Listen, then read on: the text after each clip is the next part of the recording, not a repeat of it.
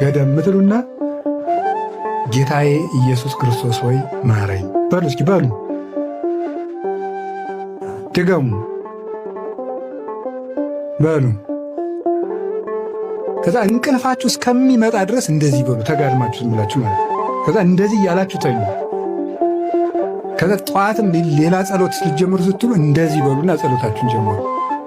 መኪና ውስጥም ገብታችሁ ዝም ብላችሁ ቁጭ ብላችሁ አሁን መጽሐፍ አውጥተህ ብትደግም ሰውም አጉል ነው። ግን የሚቋረጥ ጸሎት ከሆነ ግን ድገም ዝም ብለህ ሰውን ተወየተ እንደው ግን ቁጭ ብለህ ዝም ብለህ ታክሲ ውስጥ ይሁን የትም ውስጥ ሆኑ ዝም ብላችሁ የትም ውስጥ ናችሁ ግጥም አድርገህ አንደበትህን ሌላ አይኩ እንትና ማክሰኞ ዕለት እንደዚህ ያለ ለምንድን ነው እኔ እንጃ እስኮ ይጠይቀዋል ከምትል ዝም ብለህ ጌታዬ ኢየሱስ ክርስቶስ በሉ ማረኝ በሉ። ድገሙ።